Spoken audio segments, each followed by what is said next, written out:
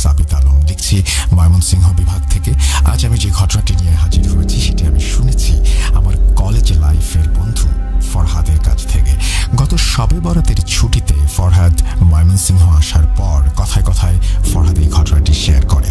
আমি আমার কথাগুলো আর না বাড়িয়ে ফরহাদের কাছে চলে যেতে চাই, যার ঘটনা আজ আমি আপনাদের জন্য নিয়ে এসেছি। ঘটনা শোনার আগে দয়া করে আপনারা সবাই আল্লাহর নাম স্মরণ করবেন। ফরহাদের বলা ঘটনাটি আমি ফরহাদের ভাষাতেই আপনাদের সামনে উপস্থাপন করছি এবং অনিচ্ছাকৃত ভুল ত্রুটির জন্য ক্ষমা প্রার্থনা করছি। বলছে ফরহাদ, আসসালামু আলাইকুম। আশা করি আপনি এবং আপনার পরিবার সকলেই সুস্থ আছেন। আজ আমি আপনাদের মাঝে এমন একটি ঘটনা বলতে চাচ্ছি যা আমার সাথে ঘটেছিল।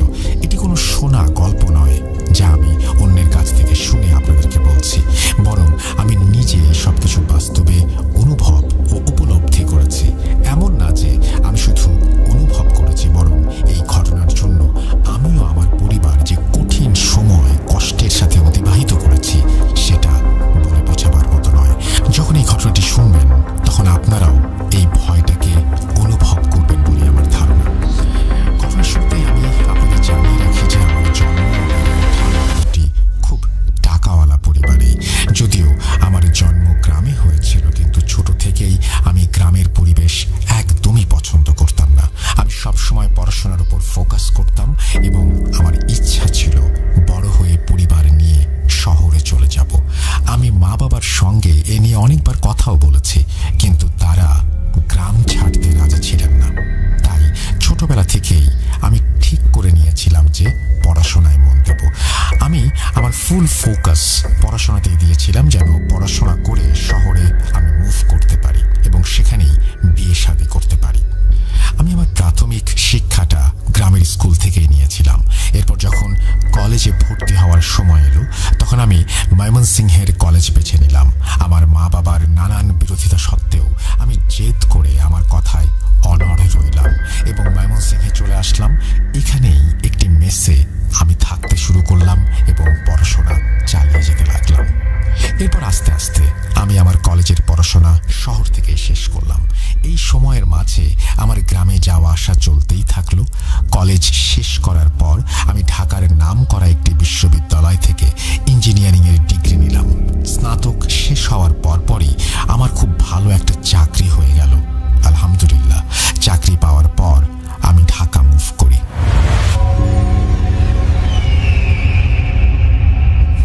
চাকরির মাঝে আমি খুব কম সময়ই গ্রামে যেতাম এবং বেশিরভাগ সময় ঢাকাতেই থাকতাম। তারপর এখানে আমার একজন মেয়েকে পছন্দ হয়ে গেল, আর আমি আমার মা বাবাকে না জানিয়েই তার সঙ্গে বিয়ে করে ফেললাম।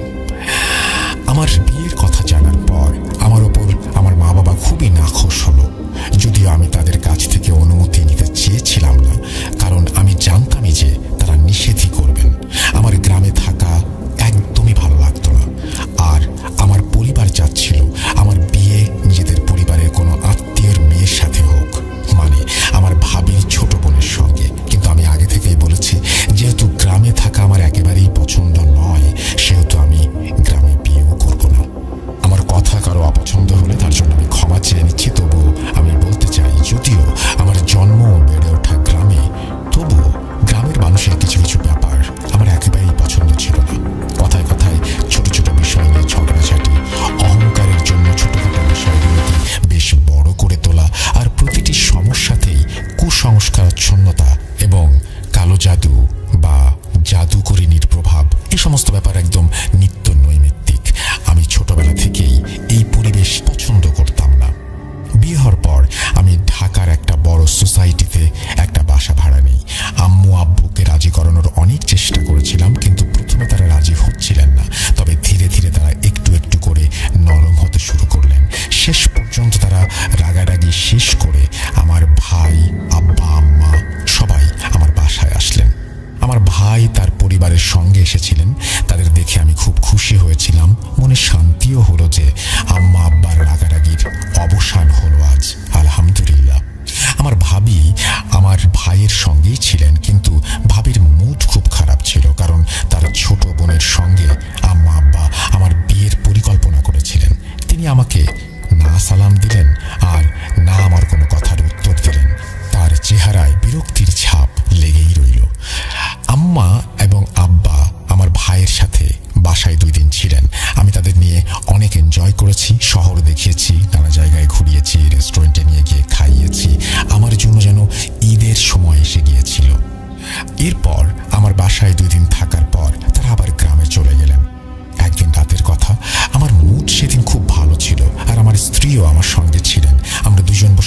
করছিলাম যে বাহ, আম্মা আব্বার রাগ তো শেষ হয়ে গেল। এরপরে আমার স্ত্রী আমাকে বলল, তুমি ওই ছোট মেয়ের ঝুড়িটা দেখেছো? আমি বললাম, কোনটা? তিনি বললেন, ওই যে যেখানে আমি আমার চুল রাখি। আমার স্ত্রীর একটা অভ্যাস ছিল যে যখনই তিনি মাথায় ব্রাশ করতেন তখন যেসব চুল পড়ে যেত সেগুলো তিনি একটি ময়লার ঝুড়িতে আলাদা করে রাখতেন। এখনও তিনি বিছানায় বসে ব্রাশ করছিলেন, কিন্তু সেই ঝুড়িটা তিনি খুঁজে পাচ্ছিলেন না। আমি জানি না যে তাকে এই টোটকা কে বলেছিল যে সব সময় ভাঙা চুল আলাদা একটা ঝুড়িতে রাখতে হয়। যখন ঝুড়িটা পূর্ণ হয়ে যেত তখন তিনি সেই চুলগুলো পুড়িয়ে ফেলতেন। আমি একবার তাকে জিজ্ঞেস করেছিলাম যে তিনি কেন এই কাজ করেন। তিনি বলেছিলেন, আসলে আমি কারণটা জানি না, কিন্তু আমার মা বলতেন যে ছেঁড়া বা পড়ে যাওয়া চুল এভাবে কখনো এদিক সেদিক ফেলে রেখো না। সম্ভবত এই কারণে আমার স্ত্রী বিষয়টাকে খুব সিরিয়াসলি নিয়েছিল এবং সেই ঝুড়িটা খুঁজে না পাওয়ায় তিনি খুব বিচলিত দেখাচ্ছিল। আমি তাকে আশ্বস্ত করলাম যে হতে পারে আম্মু ঝুড়িতে এত চুল দেখে সেটা ফেলে দিয়েছেন, অথবা বাচ্চারা খেলার ছলে কোথাও নিয়ে ফেলে দিয়েছে, কারণ আমার ভাইয়ের বাচ্চারা আমার রুমে প্রায়ই খেলতে আসতো। এসব নিয়ে এত চিন্তার কিছু নেই। আমি তাকে এসব বলে সান্ত্বনা দেওয়ার চেষ্টা করেছিলাম, কিন্তু তিনি তর্ক করেই যাচ্ছিলেন। বাচ্চারা আমার চুল দিয়ে কি করবে? কি কাজ থাকতে পারে ওদের? এরপর আমি তার সঙ্গে আর কোনো কথা না বাড়িয়ে ঘুমিয়ে পড়লাম এবং এই ঘটনা ভুলে গেলাম। আম্মা আব্বা চলে গিয়েছিল প্রায় 1 সপ্তাহ হয়ে গেছে। তখন একদিন হঠাৎ করে আমার স্ত্রীর শরীর খারাপ হয়ে গেল এবং তার প্রচণ্ড জ্বর উঠল। তখন আমি অফিসে ছিলাম, তিনি আমাকে ফোনেও জানাননি। রাতে যখন আমি বাড়ি ফিরলাম তখন তিনি জ্বরে পুড়ে যাচ্ছিলেন। আমি যখন জ্বর মাপলাম তখন দেখলাম সেটা প্রায় 103 ডিগ্রি জ্বর। আমি তাকে বললাম, চলো দ্রুত ডাক্তারের কাছে যেতে হবে। তিনি আমাকে বললেন যে না, আমি মেডিসিন খেয়েছি, একটু পরে ঠিক হয়ে যাবে। এরপর তিনি চোখ বন্ধ করে শুয়েছিলেন। আমি তার জন্য স্যুপ বানাচ্ছিলাম। হঠাৎ আমার ঘর থেকে এমন একটা আওয়াজ ভেসে এলো যেন কেউ কথা বলছে। সেই রুম থেকে আওয়াজটা আসছিল যে রুমে আমার স্ত্রী শুয়েছিলেন। আমি আমার স্ত্রীর নাম বলতে ভুলে গেছি, ক্ষমা করবেন। আমার স্ত্রীর নাম লামিয়া। যাই হোক, রুমের ভেতর আওয়াজ শুনে আমি অবাক হয়ে বললাম যে, লামিয়া, কার সাথে কথা বলছো? প্রথমে ভাবলাম হয়তো সে ফোনে কথা বলছে, কিন্তু সেই আওয়াজগুলো খুবই ভয়ানক ছিল।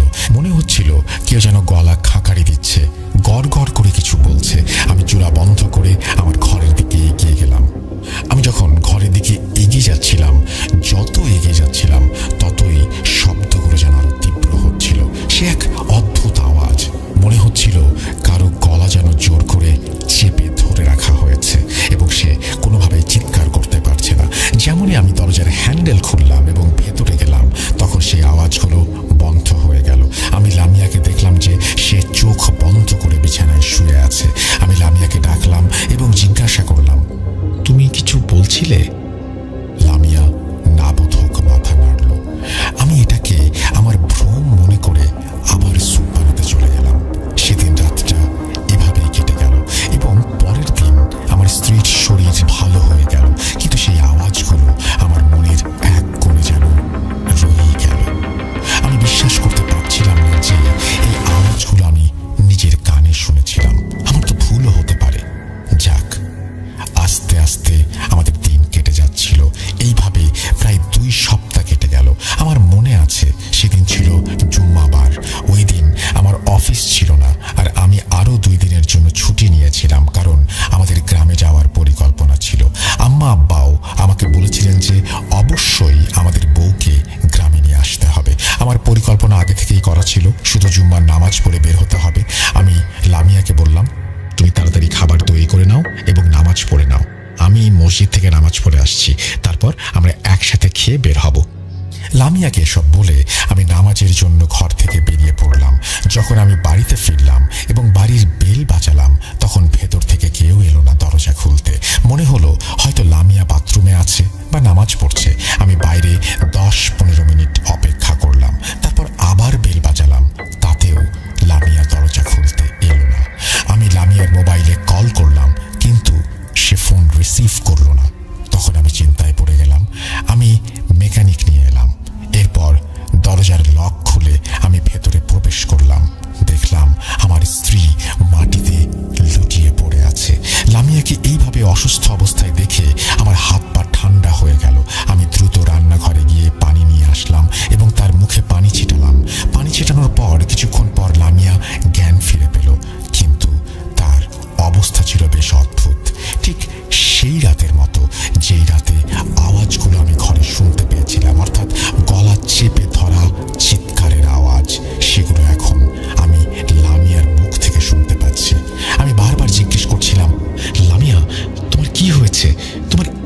হলো কিভাবে? কিন্তু তার চোখে ছিল এক অদ্ভুত ভাব, গলা থেকে কেমন অদ্ভুত আওয়াজ বেরিয়ে আসছিল। আমি ভয় পেয়ে আম্মুকে ফোন করলাম এবং সব জানলাম। তখন আম্মু আমাকে তৎক্ষণাৎ বললেন, বাবা, গ্লাসে পানি নাও এবং তাতে সূরা ফাতিহা 7 বার পরে ফু দাও এবং ওর মুখে ছিটিয়ে দাও, ওকে খাওয়াও। আমি সাথে সাথেই পানি পড়া নিয়ে লামিয়ার মুখে ছিটিয়ে দিলাম। তখনই লামিয়া হঠাৎ করে চেতনায় ফিরতে লাগলো। অবাক হয়ে আমার দিকে তাকিয়ে জিজ্ঞেস করতে লাগলো, কি হয়েছে? ও আমাকে জিজ্ঞেস করেছিল কেন আমি এত দুশ্চিন্তায় আছি। আমি লামিয়াকে জিজ্ঞেস করলাম, এর আগে বলো তো তোমার কি হয়েছে? তুমি এখানে বেহুশ হয়ে পড়েছিলে? উত্তরে লামিয়া বলল, আমার তো কিছু মনে নেই, শুধু শেষের কথাটা মনে আছে যে আমি নামাজের নিয়ত করছিলাম, তারপরে হঠাৎ সব অন্ধকার হয়ে গেল। এখন যখন চোখ খুললাম তখন তোমাকে দেখতে পারছি যে তুমি দুশ্চিন্তায় দাঁড়িয়ে আছো। আচ্ছা বলো তো আমার কি হয়েছিল? আমি লামিয়াকে বললাম, হয়তো ধকলের কারণে তুমি জ্ঞান হারিয়েছ, এতে ভয় পাওয়ার কিছু নেই। এরপর আমি যখন লামিয়াকে ডাক্তারের কাছে নিয়ে গেলাম তখন আমার জন্য সুখবরটা অপেক্ষা করছিল। সেই সুখবর প্রতিটি ছেলের জীবনেই একটা স্বপ্ন হয়ে আসে। আমি জানতে পারলাম যে আমি বাবা হচ্ছি। যখন এই খবর আম্মা আব্বার কাছে পৌঁছালো তখন তারা খুশিতে পাগল হয়ে গেল।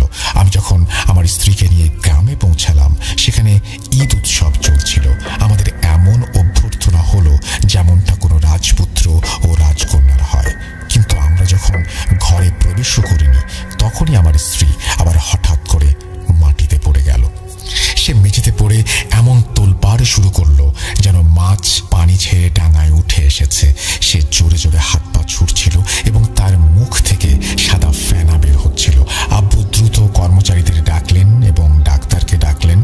ডাক্তার যখন তাকে ইঞ্জেকশন দিলেন তখন কিছুটা শান্তি পেয়ে সে ঘুমিয়ে গেল। যে বাড়িতে একটু আগেও আনন্দের পরিবেশ ছিল সেখানে এখন সবাই চিন্তিত, শুধুমাত্র আমার ভাবি বাদে। তাকে একদমই চিন্তিত লাগছিল না, বরং লামিয়ার এই অবস্থায় ভাবির মুখে হাসি ছিল। আমার মনে হঠাৎ একটা কথার উদয় হলো, ভাবি হয়তো এখনো আমার উপরে নারাজ। আমি জানতাম তার এই আচরণের কারণ কি, যেহেতু আমি তার বোনকে বিয়ে করিনি। আমি ব্যাপারটা তখনকার মতো এড়িয়ে গেলাম। আরও একবার আপনাদেরকে মনে করে দিয়ে আপনারা শুনছেন ভূত.com presents Achinpur haunted by Airtel. এবার ভয়ের রাজ্য অচিনপুরে বন্ধুর সাথে হারিয়ে যান বাধাহীন, কারণ এয়ারটেল নিয়ে এলো স্পেশাল স্ট্রিমিং প্যাক অচিনপুর শুধুমাত্র আপনার জন্য। মাত্র 29 টাকায় 24 ঘন্টা আনলিমিটেড ইউটিউব স্ট্রিমিং করতে ভিজিট করুন মাই এয়ারটেল অ্যাপ অথবা ডায়াল করুন *4*029#। আমরা চলে যাবো আবারও ঘটনায়। চলুন শুরু করা যাক।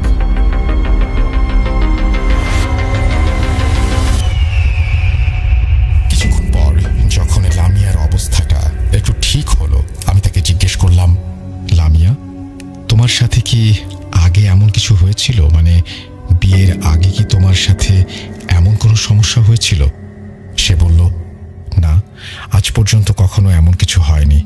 আমি জানি না এখন কি হচ্ছে, আমি খুব দুর্বল অনুভব করছি। আর কিছুদিন ধরে রাতে খুব অদ্ভুত অদ্ভুত স্বপ্ন দেখছি। আমি স্বপ্নের কথা শুনে আমি যেন একদম চমকে গেলাম। আমি লামিয়ার কাছে জানতে চাইলাম, কেমন স্বপ্ন? লামিয়া বলতে লাগলো যে আমি জানি না কেন এমন হচ্ছে, মনে হচ্ছে কেউ আমাকে একটা কবরে দাফন করছে। 4-5টা অদ্ভুত মহিলা থাকে স্বপ্নে, যারা সেই কবরের আশেপাশে দাঁড়িয়ে থাকে। তাদের মুখগুলো খুবই ভয়ঙ্কর এবং তাদের চোখগুলো যেন একে অপরের দিকে ঘুরে ঘুরে তাকাচ্ছে। আমি অবশ্য লামিয়ার কথা পুরোপুরি বুঝতে পারলাম না, কিন্তু এতটুকু বুঝতে পারলাম যে সে খুব অদ্ভুত কোনো স্বপ্ন দেখছে। আম্মু ওর মাথায় হাত বুলিয়ে দিচ্ছিলেন এবং ওকে শান্ত করার চেষ্টা করছিলেন।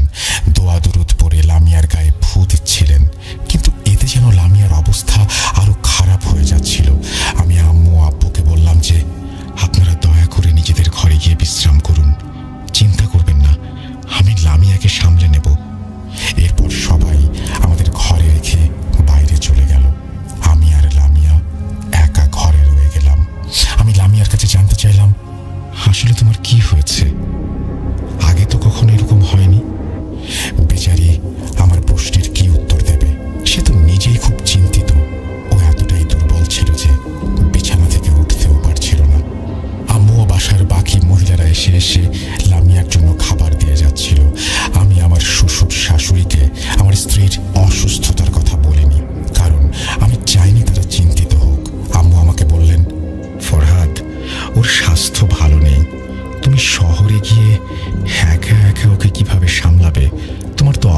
আছে।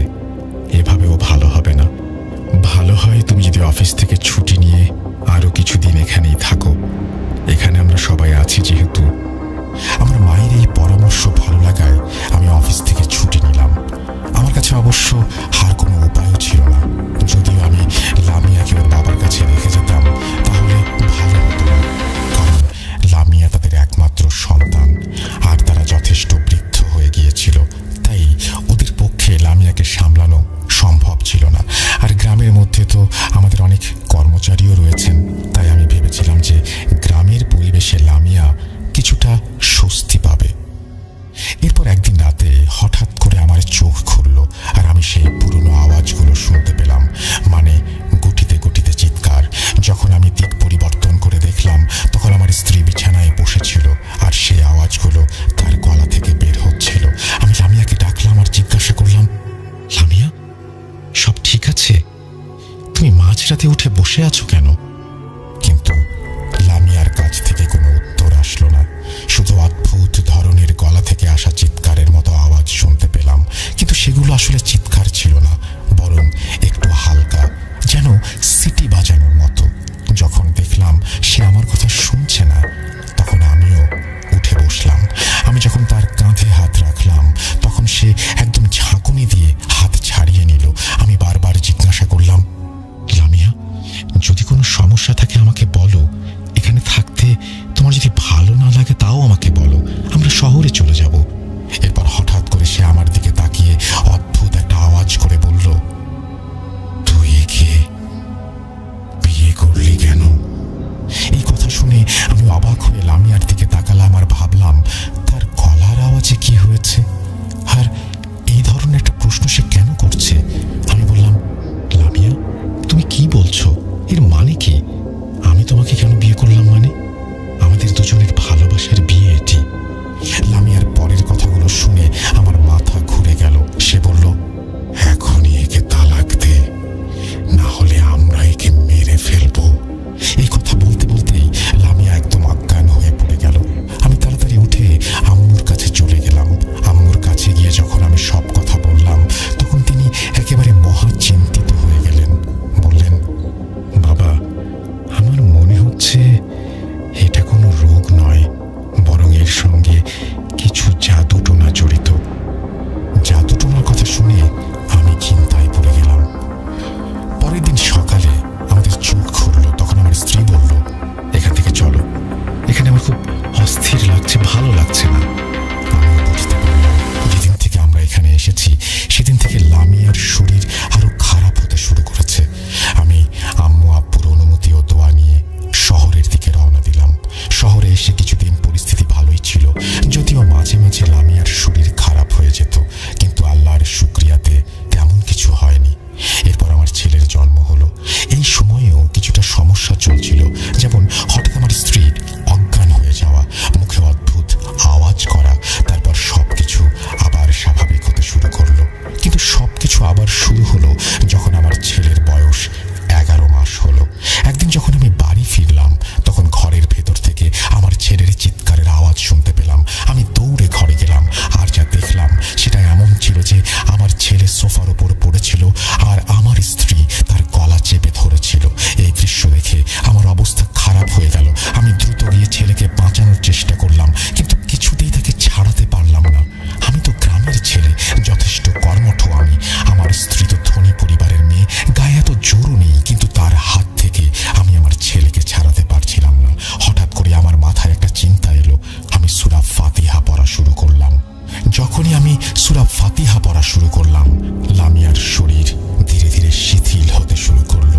সে পেছনে বিছানায় অজ্ঞান হয়ে পড়ে গেল। আমি তখন লামিয়ার কোনো চিন্তাই করিনি। আমার চিন্তা ছিল আমার ছেলেকে নিয়ে। এতটুকু ছেলে মরেই তো যেত। আল্লাহর রহমতে তেমন কিছু আর ওই দিন হয়নি। আমি আমার স্ত্রীর ওপর খুব নাখোশ ছিলাম এই ভেবে যে সে কি করছে। আল্লাহ না করুক যদি আমি সময় মতো পৌঁছাতে না পারতাম তাহলে কেমন বড় একটা বিপদে পড়তে পারতো আমার ছেলেটি। এরপর যখন লামিয়ার চেতনা ফিরল এবং আমি তাকে বকতে শুরু করলাম, সে নিরীহ মুখে আমার দিকে তাকালো। মনে হচ্ছিল ও কিছুই বুঝতে পারছে না, ওর মনে নেই কি ঘটেছে। ওর মুখের চাউনি দেখেই আমি খুব তাড়াতাড়ি বুঝে গিয়েছিলাম যা কিছু হয়েছে সে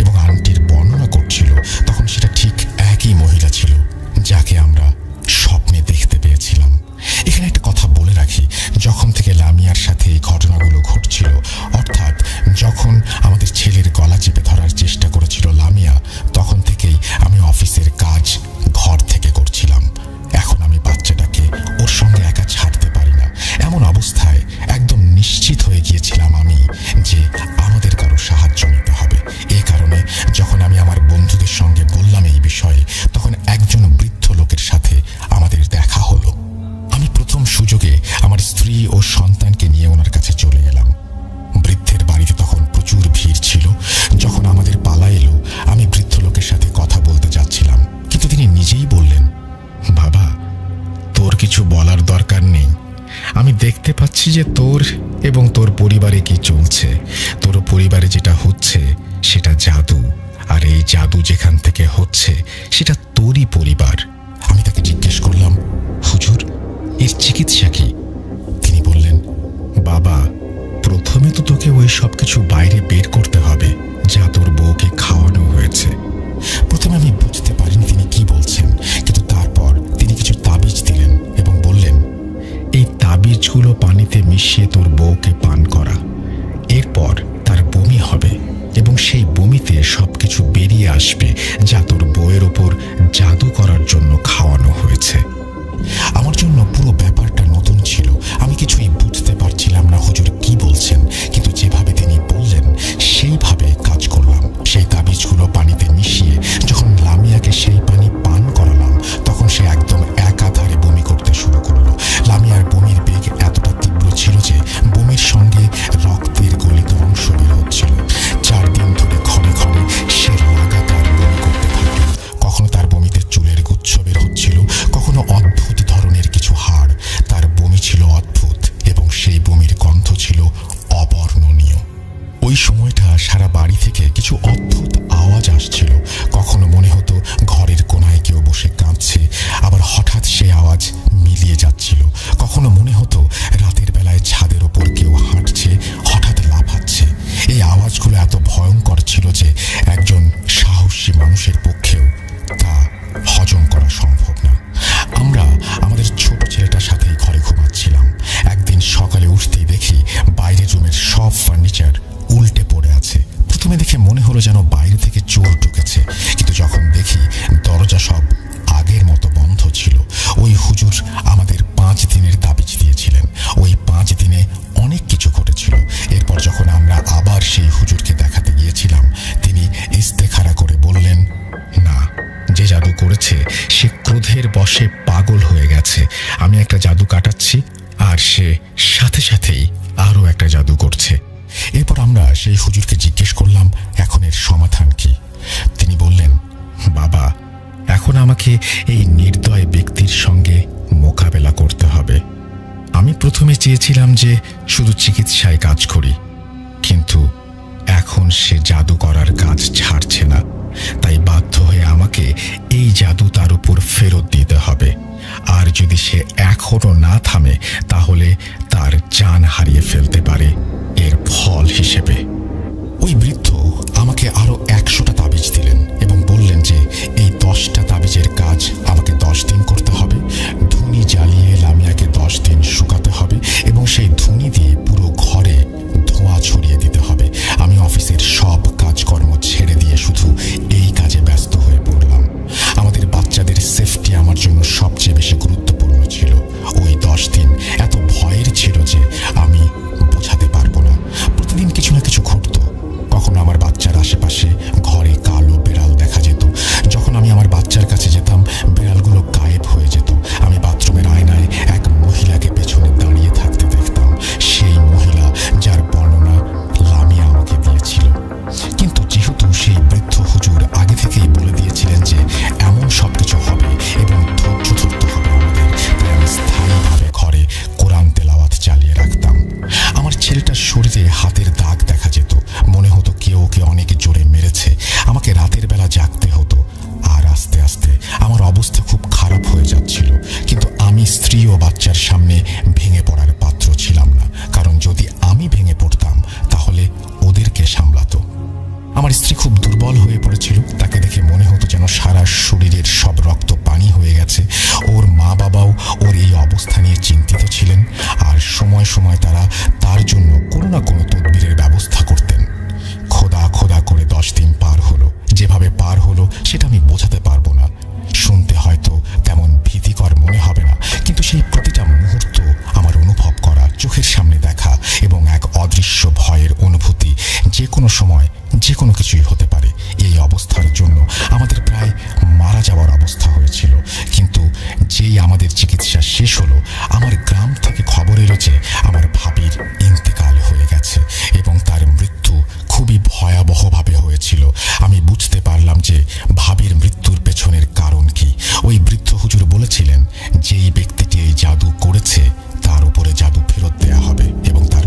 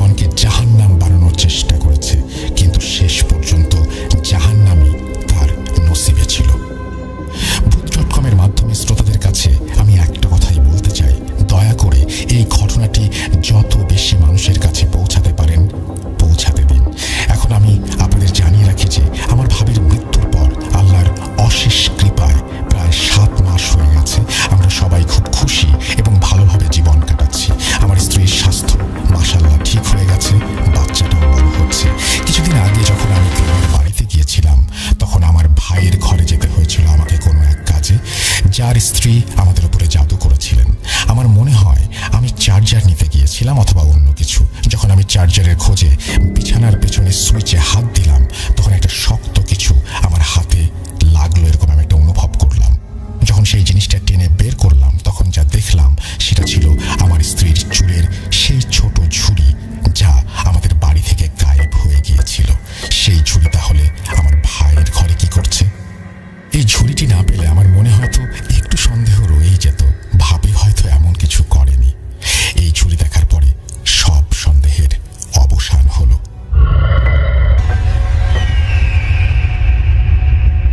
আসসালামু আলাইকুম। আলহামদুলিল্লাহ আমি ভালো আছি এবং আশা রাখি ভূত.com-এর পরিবার সদস্য সকল শ্রোতাবৃন্দরাও আলহামদুলিল্লাহ ভালো আছেন। ভাইয়া, আজকে আমি যে ঘটনাটা শেয়ার করব সেটা হচ্ছে মতিঝিল এলাকা গৃহকর্মী, যারা গৃহপরিচারিকা কাজ করে থাকেন। একটি বাড়িতে 3টি গৃহকর্মী আছেন। 3 জনের সাথেই কিছু অলৌকিকতা বা জ্যাকেটটাকে বলা হয় জিনে ধরা। 3 জন গৃহ পরিচারিকার কাছেই মানে অহরহ ঘটতে থাকে ঘটনাগুলো, এবং সবারই ধারণা যে সমস্ত কর্মগুলো ওই বাড়িতে হয়ে থাকে, তো সবার ভিতরে, বাড়ির সদস্যদের ভিতরে সবার ভিতরে একটা প্রশ্ন যে ওদেরকে এত খাওয়া টাকা সবই দেওয়া হয়, এরপরেও কেন তারা চুরি করে থাকে। কিন্তু পরবর্তীতে যেটা জানা গিয়েছে সেটা তারা নয়, 3 জন যারা গৃহকর্মী আছেন 3 জনের সাথেই বদ জিন, খারাপ জিনগুলো তাদের সাথে থাকেন। এবং এক পর্যায়ে যখন খুব ভয়াবহ অবস্থা হয়ে থাকে, পরবর্তীতে আমি সেখানে গিয়েছি এবং দেখিয়ে আসলাম, তাদের সাথে আলোচনা করে সব কিছু দেখে ঠিক করে আসছি। তো এই ভয়াবহ কিছু আমি ঘটনা একটা বলবো। যিনি সর্বপ্রথম একটু বয়স্ক, যেটাকে বলা হয় বৃদ্ধ, উনি আমাকে সম্পূর্ণভাবে যেভাবে বলল যে বিকেলে 3টা বা 4টার দিকে তাদের ফ্যামিলি যারা মালিকানাধীন আছেন তারা সকলেই একটু বাহিরে বের হয়, এবং যাওয়ার সময় বলে গেছে যে তোমরা কিন্তু ঠিক মতো কাজ করে নেবে, দেখশন করে নেবে, কোনোভাবেই দরজা খুলবে না। অনেক কিছু তাদেরকে বলে দিয়ে গিয়েছিল, এটা প্রতিবার বলে থাকে। তো যারা চলে গেল ফ্যামিলির সদস্যরা, তারা 3 জন গৃহকর্মীরা যার যার কাজ করলো, এবং 3 জনই তাদের যে রুম ছিল, কাজ করতে ক্লান্ত হয়ে তারা দুপুরে খাওয়া দাওয়ার পরে বিকেল দিকে আর কি একটু ঘুমিয়েছিল। তারা চলে যাবার পরে, ফ্যামিলির সদস্যরা চলে যাবার পরে তারা একটু ঘুমিয়ে পড়েছিল। এই ঘুমটা এমন ঘুমিয়েছিল বেশ লম্বা। সন্ধ্যার সময় তাদের কিন্তু খবর নেই যে উঠতে হবে, 12 কাজ ছিল, 10টা-11টা বেজে গিয়েছিল, এবং যারা ফ্যামিলি বাহিরে গিয়েছিল তারাও আসছেই রাত করে। এখানে সবচেয়ে বড় যেটা আশ্চর্য সেই দিন ঘটনা ঘটেছিল, সন্ধ্যার সময় যে পুরো বাড়ির 3টা গৃহকর্মীরা ঘুমিয়েছিল, কিন্তু ঘরের প্রতিটি ঘরের বাতিগুলো জ্বালিয়ে কে দিয়েছিল। এবং আরও মজাদার যে বিষয়, ভয়ঙ্কর যে বিষয়গুলো হয়ে থাকে, রাতের যে খাবার তৈরি করা, তাদেরকে যে মেনু দেওয়া হয়েছিল তারা রাতে এসে কি খাবে, কারণ বাহিরে যাচ্ছে, বাহিরে খাবার খাবে, বাসায় আসলে তেমন কিছু খাবে না, হালকা খাবার খাবে, তা যেন তৈরি করে রাখা হয় সেটা বলে গিয়েছিল। এবং সবচেয়ে সেটা আশ্চর্যই হয়েছিল যে তাদের খাবার টেবিলে সেটা পরিবেশনও করা হয়েছে। এবং আরও সবচেয়ে যে তাদের বিকেল বেলাতে রাত হয়ে গেলে যে দরজা জানালা পর্দা সব কিছু বন্ধ করে দিতে হয়, স্প্রে করতে হয় মশার জন্য, আরও যেগুলো সুন্দর পরিষ্কার পরিচ্ছন্ন করতে হয়। তাদের ইচ্ছে ছিল ঘুম থেকে উঠে এটা 3 জন মিলে সুন্দর করে রাখবে। কিন্তু যখন ওই ফ্যামিলি সদস্য বাড়ির যেটা তারা আসে বাইরে থেকে এসে, তারা ঘরে প্রবেশ করে এবং তাদের কুশল বিনিময়, যেটাকে বলে তোমরা কে কেমন কাজ করেছো, ঠিক আছে কিনা, মনে হচ্ছে আগের চাইতে তারা খুশি হলো এমনটা যে তারা ঘরে এসে দেখে আশ্চর্য পরিষ্কার এবং একটু পারফিউম দেওয়া, যেটা খুব ভালো খুশবু, মানে খুব সুগন্ধি তাদের লাগতেছে, উৎফুল্ল মন হয়ে গেল। তারা কেন জানি হঠাৎ করে 3 জন গৃহকর্মীর উপরে সন্তুষ্ট হলো, খুব খুশি। কিন্তু গৃহকর্মী 3 জনে